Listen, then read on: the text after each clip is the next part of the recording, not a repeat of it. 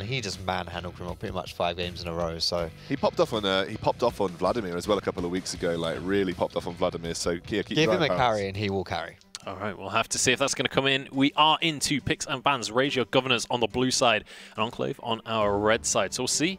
I'm curious about the bans specifically coming in here, because obviously this is still 8.3. 8.4 has not dropped on tournament just yet. So is that going to be taken off? Obviously, Sejuani got a nerf coming into 8.3. So she fell off a little bit, but we've still seen a lot of picks for her. If Gov don't... if Sejuani doesn't come through the bans here, Gov will first pick Sejuani because she's probably just the second best jungler next to Zac right now. Like people said that when she got... No, I know Fox probably disagrees. No, I agree, but in the Prem, people prioritize Zac so much, and they don't seem to like Sejuani that much. Well, we've seen her slip through a lot. Interestingly, last week when we were talking about this 8.3 changes, we were saying, well, is Sejuani going to have the same priority? People were first picking Sejuani, you know, on red side, so priority blue side. So it is a thing that happens. And remember, you've also got to ban out Kerberos. Kerberos draws his own ban system when you play against him. That Camille is exactly that as well, trying to deny one of the more carry-oriented tops away from Kerberos so that they can't just first pick that, because Camille has so many good matchups. So I'd be interested to see if this isn't a Galio ban, whether they would favour that instead, because you kind of we really like Galio in the Prem here, and like you said, Sejuani I think is a good first pick, but people don't really seem to first pick her in the UK here. I'm ready for the Galio first pick. I know Fiora counter pick. Yeah. I know Scudzy did pick first. Oh, okay. This is, there we go. Right. Skarner boys. A little bit different. As an AD carry main, Skarner being in the meta is the worst thing in the world. The worst thing about it is even if they're not very good, the Skarner isn't that strong. You still have to sink 1,300 gold into it's Satch. like, oh, we pick this, you lose 1,500 gold. Yeah. And I actually quite like Skarner into Kayle specifically. Like if Kerberos wants to pick Kayle, for instance, in the top lane, Skarner's not a bad pick into that. Like you can lock Kayle down pretty easily. She forced Kayle to delay her build with a quick Silver Sash that doesn't really build into much that she's going to want in terms of her end item build path as well. So Tahm Kench has a really high presence as well, and it's very good into Skarner actually. Like that, I should have mentioned that as well. You just eat whoever gets stung. Can you devour someone that is currently someone stung? gets eaten? Sorry, someone gets stung and you eat them. That's it, and you run away. Free QSS. Essentially it is. So it's broken. really, really good. It's really good into Skarner. And the range of Caitlyn with the zone control of the traps as well makes it slightly harder for Skarner to get into position. So she's a good AD carry into this kind of situation. Talking about Galio coming through, mid lane pick, very strong right now, and it looks like Raise Your Governor is going to get their hands on that. Yeah, I would say if this isn't Sejuani on the Enclave side coming in next, you have to ban it away, right? You can't just give them a free Sejuani at this point. She's really strong. You have to kind of take her, and it's Ash into. Well, okay, I was going to say Ash into Tahm Kench can be scary, but yeah, that's not too bad. I imagine you have to take a high-level jungler here because the next ban systems, if you start to ban out things like Sejuani, you are now limiting that jungle pool quite significantly. Yeah, definitely. You'll get banned out if you don't. Okay, so yeah, that's what I was going to say. If you don't pick junglers, you're going to lose out on your mid as well. So that is a really good priority pick. You can flex this as well. They haven't picked up lane yet. You could give this over to Kerberos. Paris could do absolute magic with this as well, but it could go either way. It punishes Galio in the mid lane to an extent as well. You know, it's very easy for Vladimir to bully someone like a melee hero like Galio. That range isn't as... Because one of the major issues that Vladimir has is the range of his Q limits him against certain range matchups. When you're playing up against a melee hero like Galio, it's basically free Qs all day long. Infinite sustain. Doesn't matter how much Galio trades back into you, you're always going to have that ability to just consistently sustain just heal up again between the trades. It's a really safe lane as well when you've got Galio, Skarner, pre-6. It's very hard to gank a Vladimir, honestly. You have to, that's post-6 is still hard. And you can delay ganks with your W as well, you know. So you can always... The respect Kayle ban against Kerberos. That's the value of having Kerberos in the roster right there. It's just like you pull these weird bans that leave meta stuff open still. It's interesting that Kerberos no longer feels comfortable first picking something like a Kayle. He used to maybe about 6 months ago, 7 months ago, feel really comfortable with that. But I guess given that he doesn't want to get countered maybe in the top lane, maybe feels like he can't pop off on Kayle every single game, so doesn't feel so comfortable going for a first pick like that. Yeah, maybe just wanting to... It might just be more of a team decision rather than his own personal decision at this stage. Cho'Gath going to be taken off the board, as well as that Janna. Now we'll see what Raise Your Governors are going to finish this one off with. Less pinching of the jungle pool than I was expected to see. I'm a bit surprised that they're not targeting more junglers, considering you've already taken Zac off the table and you've already picked Skarner.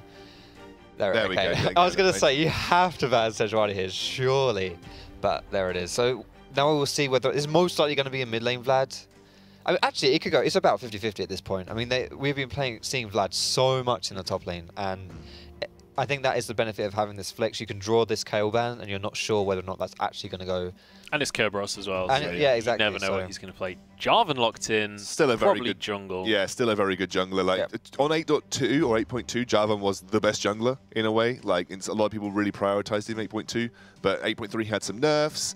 He's still very good. He's still a very good jungler. I think there were people were saying like Zach, Sejuani, then you're going down to somewhere like Skarner and Jarvan. Jarvan's still up there in terms of high pressure jungler in the early game as well. You can get ganks off.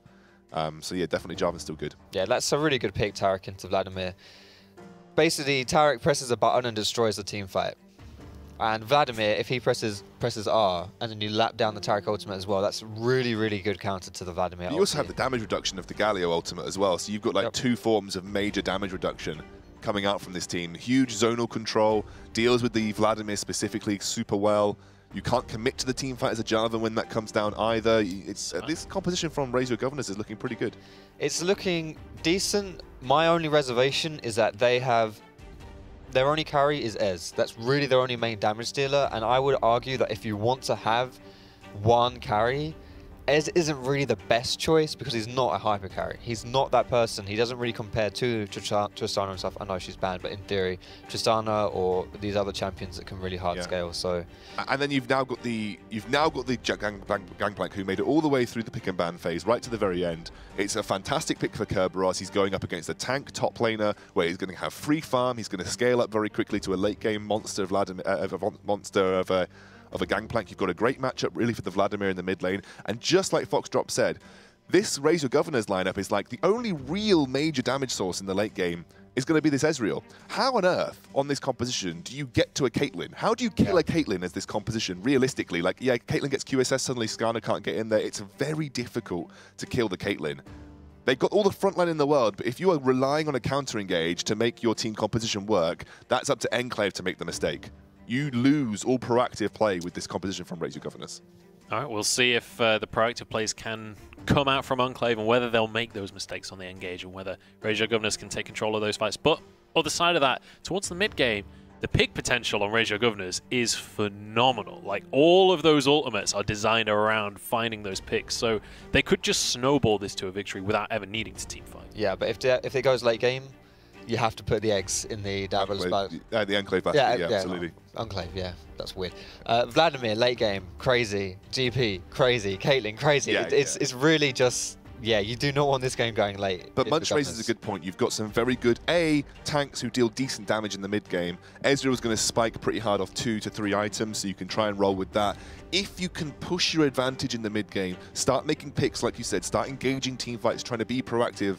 Before you get these major late game power spikes for Enclave, there is a way that you can kind of snowball that and win, because you're going to have a really beefy front line, and before Caitlyn gets 4 items, before Vladimir gets 3 to 4 items, before Gangplank gets 3 to 4 items, there is a point at which you won't deal enough damage to deal with the natural tankiness of this front line, and they're going to deal decent damage because tanks in the mid game generally do deal okay damage. So it's about snowballing that mid game. Otherwise, you get to the late game, no way you can kill Caitlyn, really. Like, how do you get to that back line? How do you deal with her? How do you deal with Gangplank? And if you can't shut down a Caitlyn in late game team fights, even against tanks, she'll just like quarter HP with those headshots. That's not something you can allow to just sit there and dish out free damage during the late game team fights. That's how you lose the game on the spot. The question mark for me is the Tarm counter into Skarner. If you want to push the mid game stuff, Skarner's a really good option to do that. And that is a huge deny there with the Tarm Kench. Tarm Kench being able to just eat whoever Skarner ults. That's your big trigger right there. If you want to pull that trigger, that comes from Skarner, and that's going to be a lot harder to do now. What needs to happen post-6 is Skarner needs to be looking to pressure turrets, diving with Galio. You dive with the Skarner, use the Galio ultimate to get in there and just snowball off those structures. Bot lane, you should be 4-man tower diving that with the Galio and the Skarner. Even if Tarm Kench eats someone, you have Galio to follow up and get the re-engage down. It needs to be high pressure from Raise Your Governors. All right, I think we are just about ready to jump on into this game. We're just about ready to kick off this week's games. It's Raise Your Governors going up against Enclave. Governors on our blue side, and we have Enclave on our red side. So we're ready to jump on into the action. It's going to be me and Foxdrop taking this one away for you guys. So we've talked a lot about the compositions. Let's talk a little bit about these lane matchups as well. In fact, let's start off by talking about the top lane matchup here. We've got Zion versus Gangplank, but more importantly, we've got Governor against Kerberos. And I actually spoke to Governor earlier this week to find out what he was feeling about that top lane matchup, how he's feeling going up against Kerberos. So let's see what he had to say. Kerberos, I always really enjoy playing against. I never know what I'm going to get, so it's a bit unexpected sometimes, but hopefully I can just hold him down. No matter what oddball pick he comes out with, I'll just keep him down and not let him run away with the game. All right, so looking for those off-meta oddball picks, but Kerberos has actually kind of just got the best standard meta pick. What an odd pick, Gangplank. Who could have seen that one coming? I mean, that's a bit... If the strategy is just to hold someone down, I feel like that's almost like don't lose instead of win, if that makes sense. So that doesn't strike confidence in me hearing him say that. But at the end of the day, I mean, look at what Kerberos bought. He's got Relic Shield, for goodness sake. Do you think that screams, I'm going to destroy you in the lane phase? It doesn't, by the way. No. It doesn't. It absolutely does not. So it screams, I want to sustain and farm away. Exactly. So he'll just do that. I mean, looking at the composition, we've already talked about it. It's super late game composition. Everyone does crazy damage late game on the side of Enclave. Yep. So why would you even try and force plays in the other game? No, absolutely. You don't need to do that at all. Jarvan is pretty good, though. If Jarvan can find some places to go, get some ganks going, he could absolutely do that if he wants to. So there's still potential there. But like you say, I mean, if push comes to shove and you're Enclave, just don't risk it, because you will win this game if it goes later on. That shouldn't be a problem. Absolutely. And we saw there on the bottom of the screen, it's going to be an Ocean Drake to start things off. So we could see a little bit of pressure around that Drake. Obviously, Ocean can be very valuable during the lane phases, and also later on if you get in siege situations and such. But not quite as good as the Infernal, but definitely one of the more prioritized Drakes. Infernal is one of those that really starts kicking in the later the game goes on, because you get percentage AD and AP from that.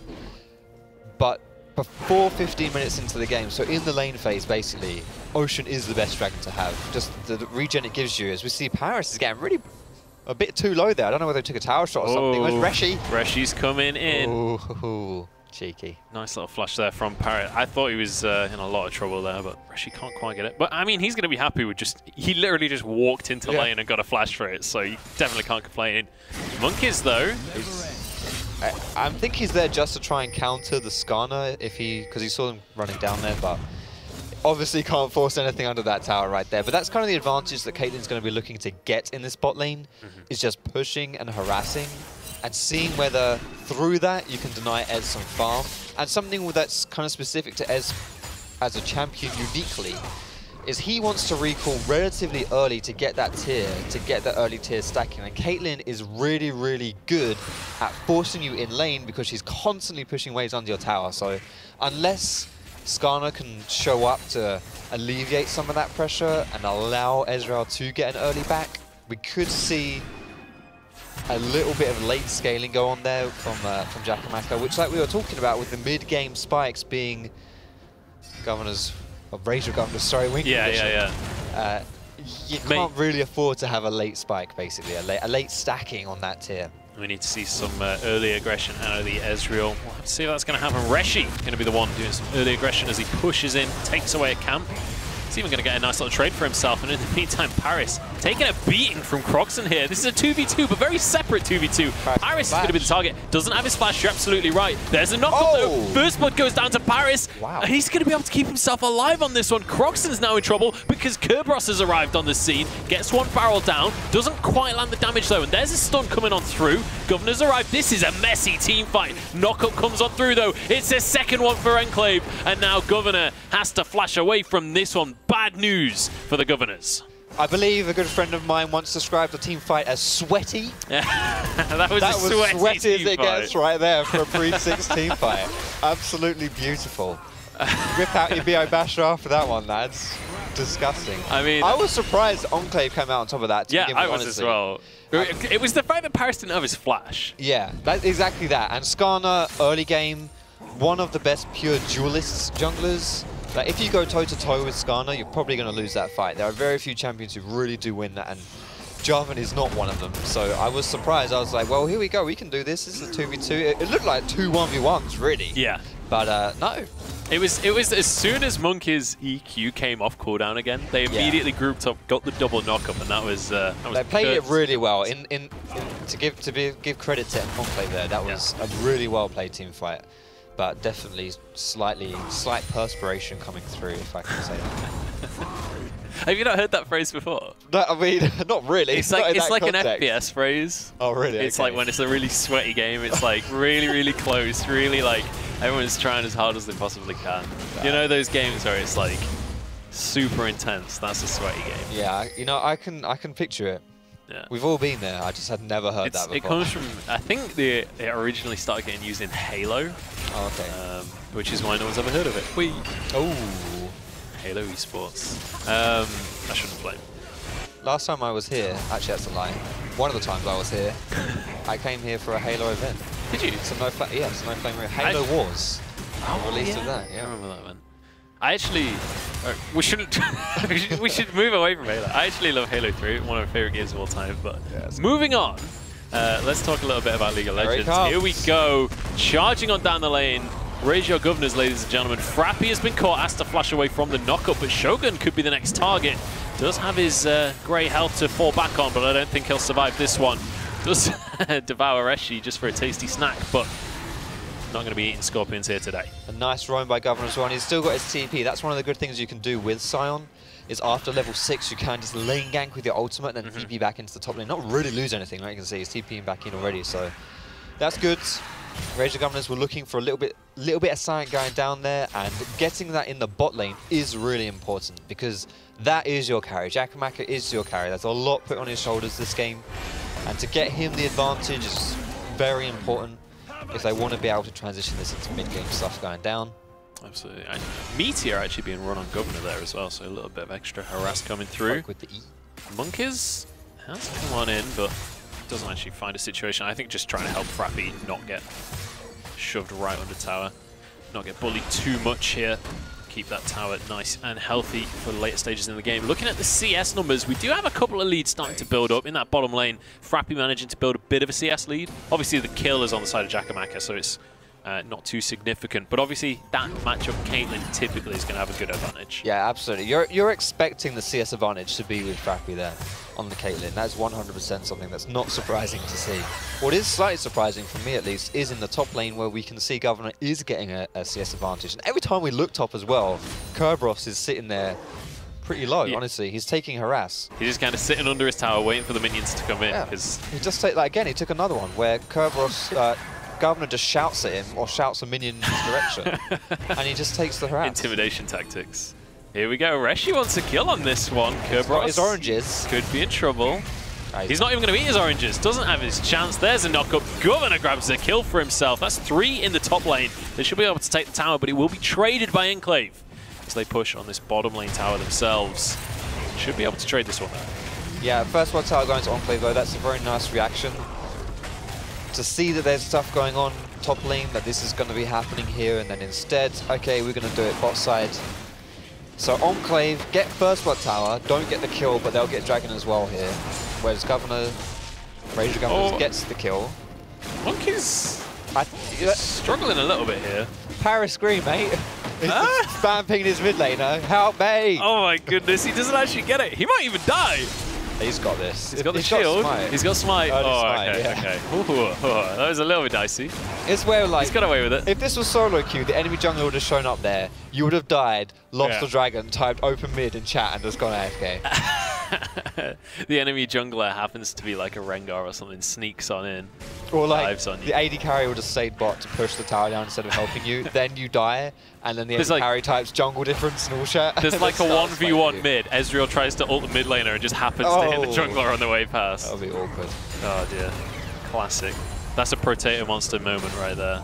Governor is really putting it down to the enemy team this game. He's going crazy. I mean, they did just rename the team after it. That's true. I feel like maybe the that's the first game your team's been renamed after you got to put up a performance. Is this the Governor power spike when you name a team after? The reinvigorated squad ready to take on the world. The CS numbers are starting to get a bit ridiculous in some of these lanes though. 20 CS up in favor of Governor here. Snugly just trying to hold this tower. 20 CS as well for Frappy on the other side of the board. And 10 CS lead in that mid lane. So Paris is doing a good job on this Vladimir, kind of bullying Croxon a little bit. Oh, here we go though. We're going to have Shogun caught out, and we'll just get taken down pretty comfortably there. Jakamaka once more, doesn't quite land his Mystic Shot though. It's another kill for Jakamaka though. That's exactly what you're looking for. Play around your AD carry, play around your win condition. I say play around your AD carry, I should play around your only carry. And to get him kills, that's exactly what it is. That's what you need. Absolutely, setting him up for success. He's already picked up his Muramana, or Mana Moon. I always forget which way around those two are. The Mana Moon is the first one. Okay. And then it's Muramana when it gets done, or something like that. He's actually not picked up a tier though. Oh wait, no, yeah, he has, because it builds into that item. What am I talking about? But he's not picked up a Sheen, is what I was going with there. You see some AD carries like to finish that first and then go in Sheen. Some of them like to go for the Sheen first and finish off the Mana Moon later. Monk is caught out a little bit here though. You could get the old sandwich coming in from Skarner. No, okay. I was going to say. That was a bit of a... You've got to respect any kind of champion that has that kind of teleport going through. Like when you're playing versus Twisted Fate, classic example where you want to pressure Twisted Fate himself, because if you pressure the side lanes, he always counters the gank and then just really screws it up for you. So a bit tricky there, obviously, with Time Kench coming through. Good timing from him, though. Good timing by Shogun to make that one happen. Yeah, really nice ultimate coming out from Shogun just to make sure that, you know, his carries are safe, that everyone on his team is going to be able to get away with the situation. Frappy keeping on pushing in this top lane. He wants to get these towers. He wants to use that advantage that you have with a Caitlyn early on in the game. And also just how safe Caitlyn is being able to push that far up. Yeah, absolutely. And a lot of that comes, that safety comes down to the jungle pressure as well. And Tom Kench. And Tom Kench, yeah, obviously Tom Kench. But in the 2v2, if you're pushing like that basically, and you don't have a tower, that's why they've lane swapped, right? They got the tower bot side, but they traded those towers, so you don't have that tower to fall back to. You have to have Jarvan around there, because if Skarner shows up, or someone shows up for a roam, another lane gank, charged by Governor or something like that, you need to have extra people around there. Because you don't have anywhere to run to. You're not safe out there at all, so you need to have that pressure going down. So Monkeys will... 90% of his time right now will just be around that top lane. He's going to be sticking to his AD carries to make sure they're safe. Going to keep him protected, going to keep him secret, keep him safe, just like Gandalf said. Here we go though, play it on mid lane. Paris going underneath the tower just to get some harass. Obviously he is Vladimir, so a lot of sustain, but he's actually going to get stunned up here, or is he? Pulls on down. Here comes a Zion though. Look at the wombo combo. He's taunted, he's knocked up. He's got his little stopwatch, but it's not going to do anything. He'll go down here. Croxon grabbing the kill credit for himself, and now 4 men in the mid lane. It's time to push a tower. I was just about to say, look how much pressure Paris is alleviating. Not alleviating, that's completely opposite of what I wanted to say there. He's setting up. Here we go. Stuns coming out from Taric. Doesn't quite land anything here. But this is what we wanted from the Governors. Set up early game plays, set up mid game plays, and make picks happen. And that Gangplank ultimate alleviated so much pressure, and that is the right way of using that word. But I was going to say, that time round, Vlad actually did a good job of drawing that pressure to him. But then he died, so then it turned into not being so good. But it was good until he died. So points for that one, I suppose. We were winning until we lost. Yeah, basically. But in all honesty, that does make it very hard for Skarner to play this game if he knows that the enemy Vladimir is literally harassing his mid laner under his tower. You kind of feel like you have to do something in that situation, and if Paris can do that without dying, I mean, you can already see the CS advantage that's being built up, then that's a really scary situation for Rage or Governors. Yeah. But a nice punish there by Reshi to make sure that he didn't get away with it. Absolutely, making sure that his team is set up for success, making sure that they can make these plays. And Reshi has actually been doing a really good job being proactive on this Skarner. We said he needed to be making plays, and despite that bad 2v2 that happened early on in the game, he still made things happen. He's now got 4 assists for himself, 100% kill participation. Really using this Skarner pick to good effect. It'll be interesting to see at this point what Frappy and Shogun decide to do and where they decide to go, because we are getting to that point where Dragon's starting to respawn here. So you don't really want to lose pressure in the mid and bot side, and especially if Rage of Governors is putting resources into that mid lane, you kind of have to match that as well, because you don't want to lose your mid lane tower for free. What is the next dragon that's spawning? Can we get a cheeky butchers of that one? Sure, I was just wondering that one as well, because that'll affect I'm going to guess Cloud. whether they go for it. Here we go. Monkeys flashing away from Croxton's ultimate. Will actually be able to flag and drag himself to safety. Teleport's coming on through, but Monkeys still going to be caught up here in a 1v3. He's going to be going down. Production gave us a cheeky glance at the dragon, but I actually didn't see because of the team fight. It is going to be Paris, though, taunted up here. He's all on his lonely own. Some flashes to safety. And actually, the Governors, despite being in a 4 versus 5 right here, feeling a little bit scared. Starting to take some serious damage, but they do manage to get themselves the kill. That split coming out from Enclave really hurt them. Yeah, that was a really, really nicely played team fight at the beginning. Oh, I don't think it's done though, honestly. Oh, Kerberos is in trouble. Look at Governor run. That righteous glory is going to be able to catch up. Kerberos just about getting away. There's a nice little bit of damage. Snugly grabs the kill with this stun. It was an Ocean Drake, by the way, as Frappy pushes the mid lane. So now you either defend mid or you take the Rift Herald or you do both. But what I was going to say is the beginning of that fight with Governor, he was kind of playing with pretty much the whole of the Enclave team around that mid lane, which is what enabled them to catch Jarvan so efficiently there. And then, in true Sion style, he whacks on his ultimate, yells "cowards" and runs away from the team fight. So that was quality from Governor right there. Drew all the pressure to him, and once Jarvan's gone down, they've got a good wombo combo. Enclave has. Oh, here we go. We're going to have Monkeys just trying to contest this one, but just gets absolutely battered down. Not a fun situation for Monkeys. And, he's not having the greatest of games. Ever since that early play, it's not been so hot for him. Yeah, you have to give credit to Reshi for that one, though, for sure. Yeah. To be able to have this kind of pressure, to have this kind of performance, I should say, well, when you've been put down to begin with. Harold down in mid lane here. It's going to be a 1 turret taken. We'll see if they can take more. I think they can at least pressure the second one. I think they are just going to back away, though, in the end. Maybe looking towards the Drake instead. Good extra chunk, though. Nice use of the Herald. Absolutely. Breaking down that first mid tower, that's always good. You always want to look for that one. And like you say, you can rotate over to this Dragon 2 as well. So double Ocean is very nice for Ez, especially, and Galio to an extent too. So having your prime carry have 2 very good Dragons for them. I mean, just look at that. I mean, Ez is on 3-0 and 2.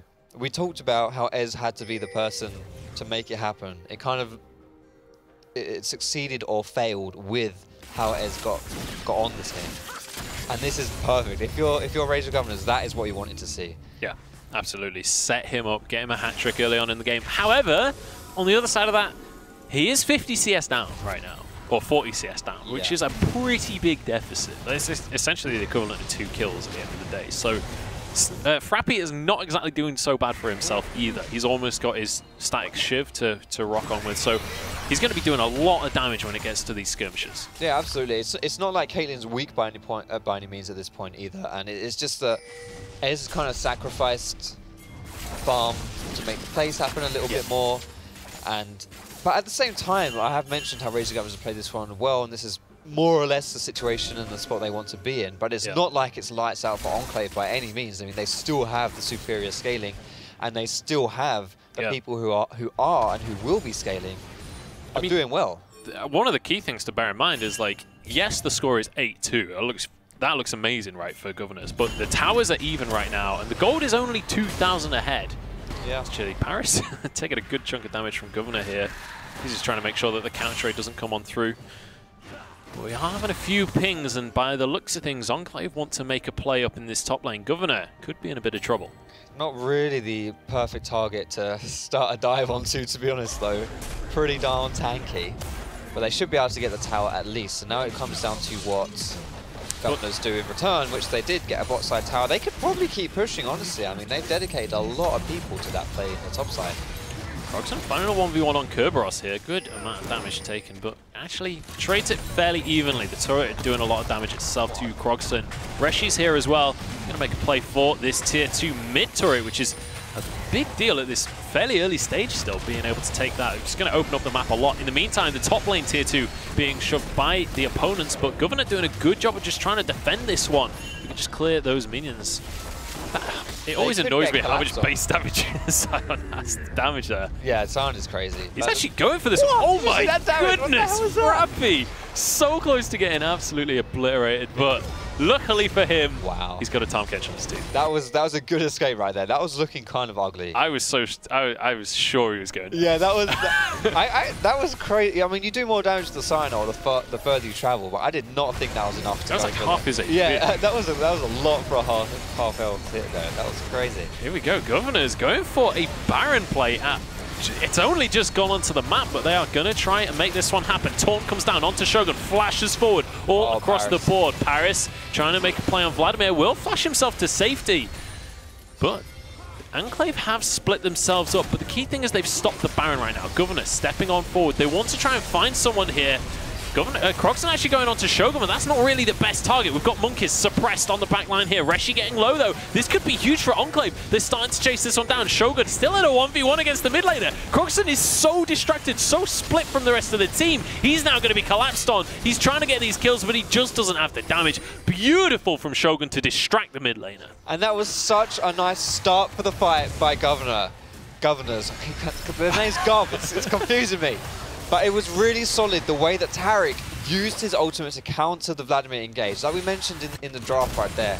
You slap down that Taric ulti, and then suddenly the Vladimir ult completely nullified. They just don't take any damage. And Paris Greenwood was in a really, really rough spot after he got his whole combo just nullified right there. I honestly feel like Razor Governors could have stayed on the Baron for a little while longer. They had two people in spawn from Enclave while it was still on half health. A decent sort of call to turn. I guess I didn't know that people were still based there, but it was almost like maybe they could have committed a little bit harder and said, throw more at us before we're willing to actually fight you. Yeah, it was quite close though, honestly. Like that re-engage was really nice though by the Java. When you got full tank Java and you just collapse and just like stick so many people into your Cataclysm there. Yeah. And then, I mean, we did mention how Razor Governors were ahead, but by no means were Enclave out. Yeah. And they showed it in that team fight, and scary. A key thing to bear in mind as well is Frappy, that entire fight wasn't a focus target. We mentioned in the draft, Caitlyn's going to be very hard for the side of Governors to focus. He's already getting to a point where he can dish out some serious damage. Once he gets to 3 items especially, he's going to be a real thorn in the side of the Governors. Yeah, absolutely. They do have a big front line, but Caitlyn is pretty good at dealing with front lines. Yeah.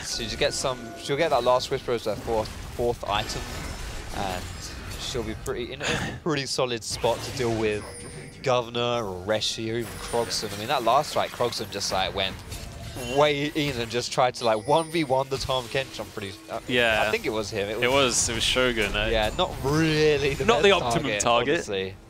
Here we go, though. Reshi going to just be starting off this Baron again. Governors, they want to force this objective. Kerberos down in the bottom lane does have his teleport available, though. And Enclave are going to answer immediately. They back away from this one. They want the fight instead. Shogun going to be the target here, and will just get taken out immediately. Governor now wanting more. Jumping onto Monkeys. Will be able to flag and drag himself to safety. This is going to be a singular pick onto Shogun, but once again, immediately rinse and repeat. And the biggest counter, or the biggest scout here, was like GP ult, but here comes Paris, the Taric ulti. Will be able to get his pull off, keeps him away from the stun, but not for very long. Got a huge amount of healing there, but does get taken down in the end. In the meantime, Croxon doing a great job of just zoning away the enemy jungler. Monk is really struggling to get on towards this Baron pit, but Frappy just free-firing from the side here, but not really doing enough damage to make a dent at this stage. Although I say that, Reshi just got absolutely chunked. 2,000 HP remaining on the Baron. This is going to be dicey. Monkeys can definitely go for the steal. Here he goes. He gets it as well. Oh, such a risky play for Governors, and Enclave punished Kerberos in the meantime. I forgot he existed. He's taking it in him. Unbelievable. That was a sweaty Baron play right there. Was it not? Unbelievable. And they get the inhib on top of it as well. That was just... even if Kerberos goes down here, that's a worth that was like right there. Ultimate worst case scenario. Yeah, absolutely. Which is kind of funny because the way that was played, I feel like Enclave kind of balls it up, honestly. They lost their Tom Kench to begin with. Paris still doesn't realize that Taric is completely shutting him down in these team fights. Yeah, it was the bit where Monkeys was just stood on the other side of the pit. They could see him with a ward, and they were just like, "Let's just commit to the Baron." I was like, "There's no way this goes well." It's just, yeah. You've seen it 1,000 times before. Here we go. We can have a replay of the situation. Even if it worked out for Rage of Governors in this, it would still... Wow, look at that slow mo. 50 HP. 50 production value right there. I can even hear the slow mo. It sounded like a Mega Drive sound effect. Yeah, totally. It's like the booting of like a PS2 or something like that. That was quality.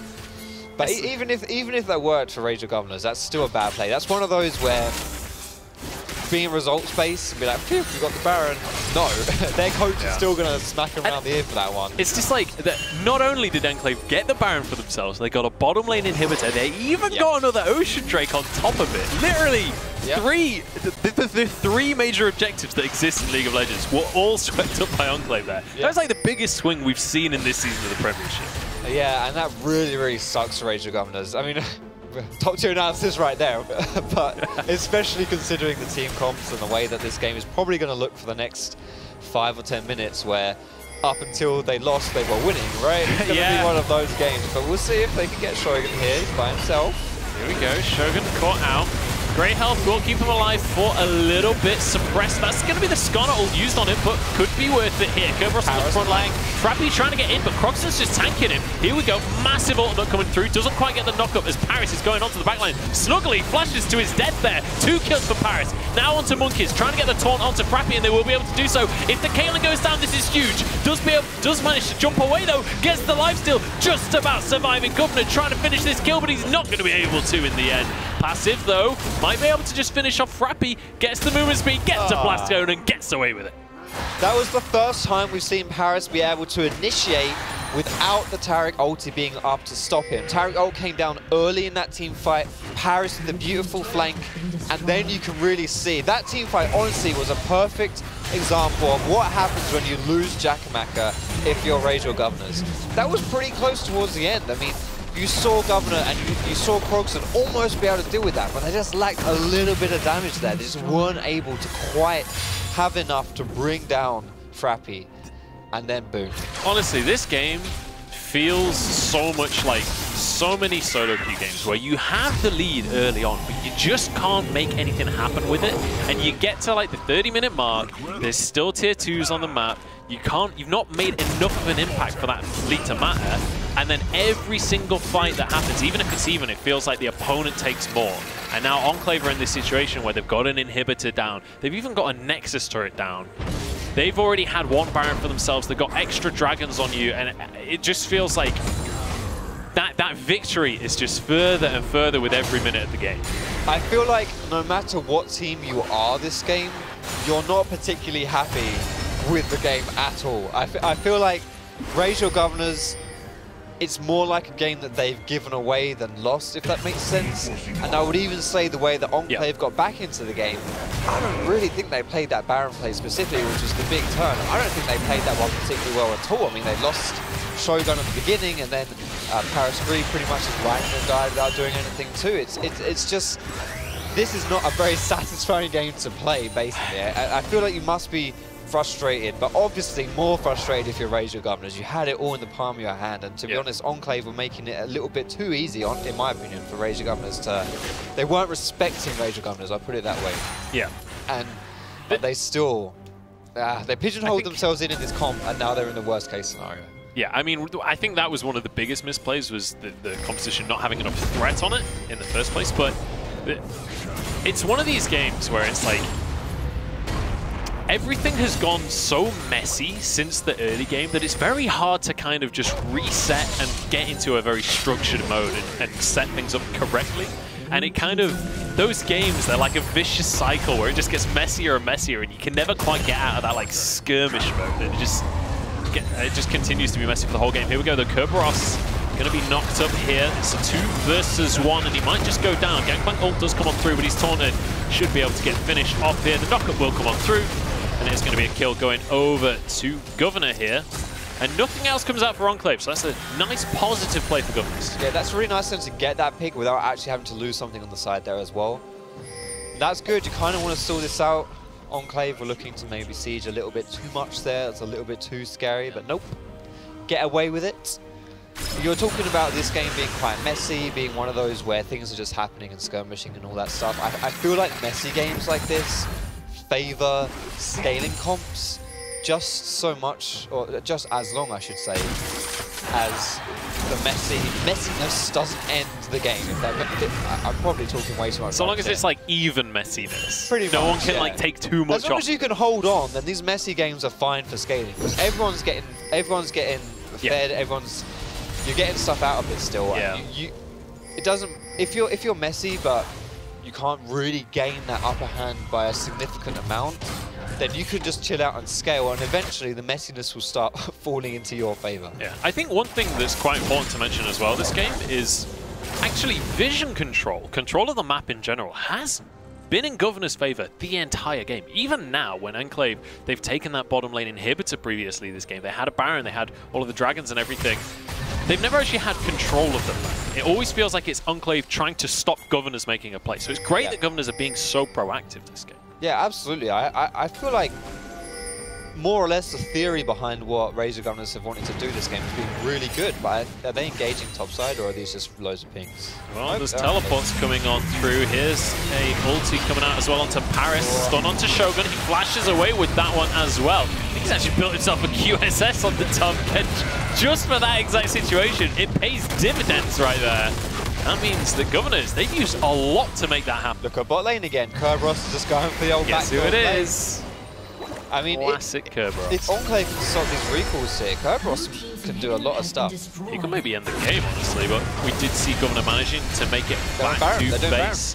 Meantime, Enclave making a play. Kerberos now just going to teleport up. He knows that Governor doesn't have his teleport, so they've set themselves up with a 4 versus 5. This is beautiful for Enclave. Paris is going in. This is the fight that could decide the game. Monkeys is going to get taken out. No, Shogun eats him, keeps him alive. Paris on the backline, sustaining only just Crocs and falls. It's a 1-for-1 so far, but Kerberos will go down. This is all on Jakamaka's shoulders. Can he clutch this one? Paris flashes forward, takes out the AD carry. Governor, he's tanky, but he just doesn't do the damage. Look at the sustain on Paris as well. He's going to chase that Zion out until the ends of the earth. Shogun teleporting forward with that Tom Kench ultimate. Frappy's going to be alongside him. Snuggly doesn't know where to run, but they're looking for Governor right now. They're going to be able to take out the undead behemoth and now head towards the mid lane. What you're seeing in these team fights is exactly what happens when you only have one proper threat from Razor Governors. This fight is just so close, just a little more, 1 or 2 more auto attacks go through, and these people go down, but they just don't quite have the damage to pull it out. It's all on Jakamaka's shoulders, like you said. He's playing really well. He honestly is playing really, really well, but you saw that Paris Green charges up his E, flashes in and cues him, and he just dies. I think it's like a combination of the fact that they only have the 1 carry, and then they're against such a difficult team to kill. I mean, you've got... Oh, here we go, actually. We've got an ultimate coming down onto Frappy, and this is what I'm talking about. Immediately, Tom Kench saves his life, and Paris as well. He'll go in, he'll take a bit of damage, then he'll pull. It's so difficult for Governors to actually finish any of these kills off in these fights, and it means that Jakamaka just can't be as effective as he needs. They're really, really slippery on Enclave side of this game. Maybe it's all the sweat. It has been sweating, that is for sure. It does mean that if you're playing a scaling comp... Massive barrel, huge damage. This might just be game, honestly, as Enclave pushing the fight on through. Frappy free firing on the backline. Reshi is going to be the next one going down. There's a double kill coming through for Paris. That is going to be just about an ace. Governor, the only man standing. They can just push to win the game. Yeah, this is going to be it right here. Really, really... Kerberos finally does a PvP play right there instead of just sitting in the side lane and pushing down again inhibitors. Gets the triple barrel combo, hits like 3 or 4 people, and it's enough to say good night to Razor. What a beauty coming out from Enclave. They are going to be able to grab that one in the end. It wasn't the cleanest game of the world. That has to be said. I think that is a very fair statement to make on that one. But Enclave do